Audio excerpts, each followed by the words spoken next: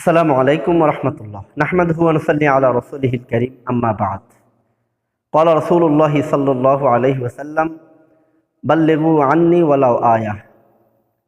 সম্মানিত শ্রোতা মণ্ডলী, হাদিস শরীফে রাসূল করিম সাল্লাল্লাহু আলাইহি ওয়াসাল্লাম ইরশাদ ফরমান, আমার পক্ষ থেকে একটি বাণী হলেও অপরদের মাঝে পৌঁছিয়ে দাও।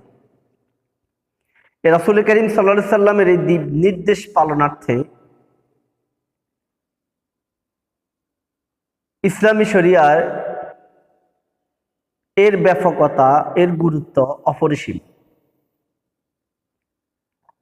যতগুলি মাধ্যমে রাসূল করিম সাল্লাল্লাহু আলাইহি সাল্লামের এই নির্দেশ পালন করা হচ্ছে, তার মধ্যে অন্যতম বৃহৎ ওলামায়ে কেরামের মতের ভিত্তিতে, ফতোয়ার ভিত্তিতে গ্রহণযোগ্যনীয় একটি মাধ্যম হলো দাওয়াত ও তাবলীগ। এই দাওয়াত ও তাবলীগ এটির মূল উদ্দেশ্যই হলো বাল্লিগু আন্নী ওয়ালাউ আয়া। রাসূল করিম সাল্লাল্লাহু আলাইহি ওয়াসাল্লামের উম্মতের মধ্যে যারা বেতলব, দিন ইসলাম সম্পর্কে বেখেয়াল, এই বেখেয়ালদের মাঝে খেয়াল ফয়দা করা।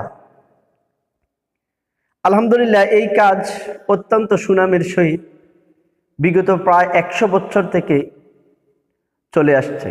কিন্তু বিগত কয়েক বছর যাবৎ এই দাওয়াত ও তাবলীগের মধ্যে একটু বিশৃঙ্খলতা সৃষ্টি হয়েছে দিল্লির নিজামুদ্দিনের আমির মাওলানা সাদ সাহেবের কিছু বক্তব্যকে কেন্দ্র করে, যেগুলি ওলামায়ে কেরামরা ইসলামী শরীয়তের সাথে সাংঘর্ষিক আখ্যা দিয়েছেন।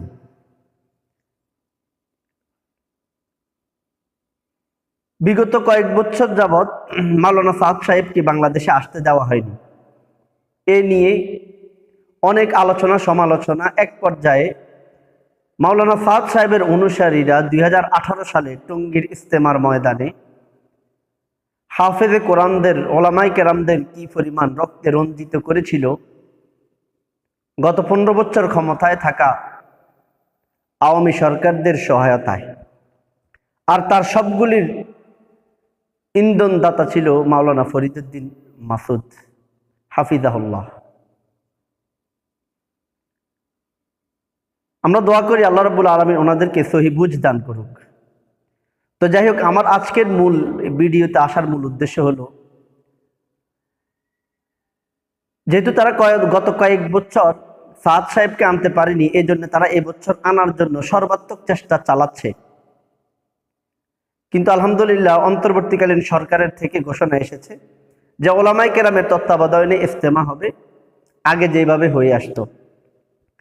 কিন্তু গতকালকে রাত্রে আমার কাছে বিশ্বস্ত একটি সূত্রে সংবাদ আসলো যে সাদপন্থীরা 2018 সালে টঙ্গীর ইজতেমার ময়দানে হাফেজে কোরআন ওলামায়ে কেরামদেরকে যেভাবে রক্তাক্ত করেছিল, সেই একটি মিশন নিয়ে তারা আজকে ঢাকার উদ্দেশ্যে রওনা দিচ্ছে।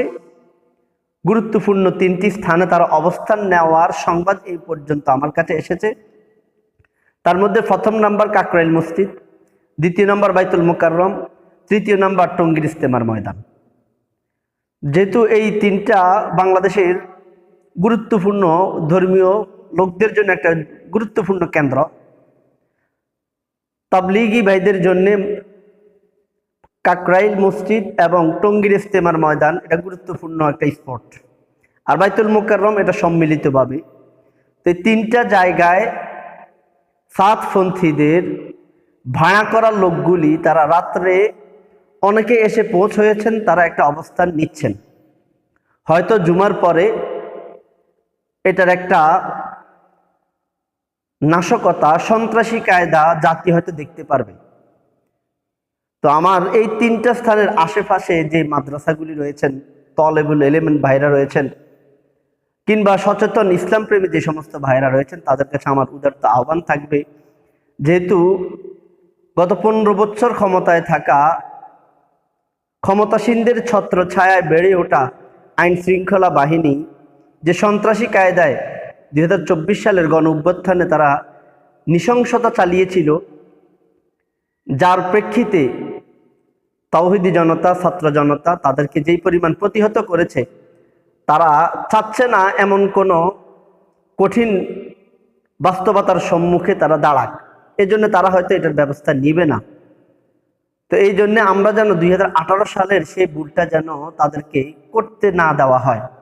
তা আমি আমার এই তিনটা স্পট কাকরাইল মসজিদের আশেপাশে যে সমস্ত মাদ্রাসাগুলি রয়েছে এবং বাইতুল মুকাররমের আশেপাশে যে সমস্ত মাদ্রাসাগুলি রয়েছে, টঙ্গীর ইস্তেমার ময়দানে যেই মাদ্রাসাগুলি রয়েছে এবং ধর্মপ্রাণ যে সমস্ত ভাইয়েরা রয়েছেন, তাদের কাছে আমার আকুল আবেদন, আপনারা এই তিনটা স্থানে অত্যন্ত গুরুত্বের সহকারে আপনারা অবস্থান নেন, যাতে করে এই সন্ত্রাসীরা 2018 সালের মতো আমাদের উপর কোনো আক্রমণ, অনাকাঙ্ক্ষিত ঘটনা যেন না ঘটাতে পারে। আপনারা একটু সতর্ক হন। আইন শৃঙ্খলা বাহিনীদেরকেও আপনারা এই ব্যাপারে সহযোগিতা করার চেষ্টা করুন, যাতে করে কোনো নাশকতা তৈরি তারা না করতে পারে। একটা দুর্বলতার সুযোগ নিয়ে তারা যেন ভিন্ন রূপ ধারণ করতে না পারে। এই জন্য আমি সকলের কাছে উদারত আহ্বান থাকবে, আপনারা একটু সতর্কতার সহিত অবস্থান করার চেষ্টা করুন। আল্লাহ রাব্বুল আলামিন আমাদেরকে এই দাওয়াত ও তাবলীগের এই মেহনতের সম্মান রক্ষা করার সে তৌফিক দান করুন। আসসালামু আলাইকুম রাহমাতুল্লাহি ওয়া বারাকাতুহু।